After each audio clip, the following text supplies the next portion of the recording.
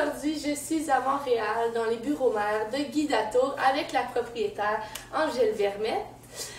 Angèle Vermette est une ancienne étudiante à l'ITHQ en gestion touristique. Puis comme j'ai dit, elle est la propriétaire de Guy Dato. Donc elle a quand même un beau bagage en termes de gestion, leadership.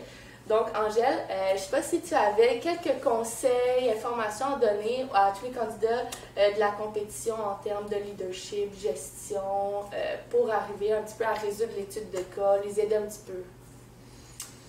Oui, c'est sûr que on essaie d'avoir confiance en soi. Je pense que des fois la petite voix intérieure, de suivre un peu ses instincts, d'avoir confiance, je pense que c'est toujours une bonne idée. Et sinon, une chose qui me fascine aussi dans des problèmes, quand on veut résoudre des problèmes, c'est comment que des fois plusieurs cerveaux, ça peut être le fun. Bon, c'est sûr qu'il ne faut pas non plus réfléchir à 25 personnes, là, c'est pas ça quand même, mais des fois quand j'ai des problèmes, moi je trouve que ça m'aide beaucoup d'en parler avec différentes personnes pour, des fois c'est juste de se faire un effet miroir, se regarder, réfléchir, puis des fois d'être à l'écoute quand même des personnes autour de nous en qui on a confiance.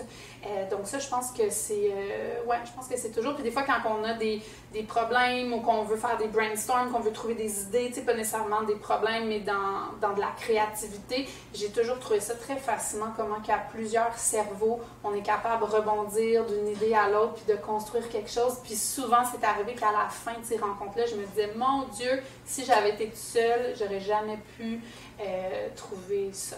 Donc, réfléchir à plusieurs, se faire confiance, suivre son instinct, je pense que c'est des conseils que je donnerais. Ben, merci beaucoup pour ces nombreux conseils.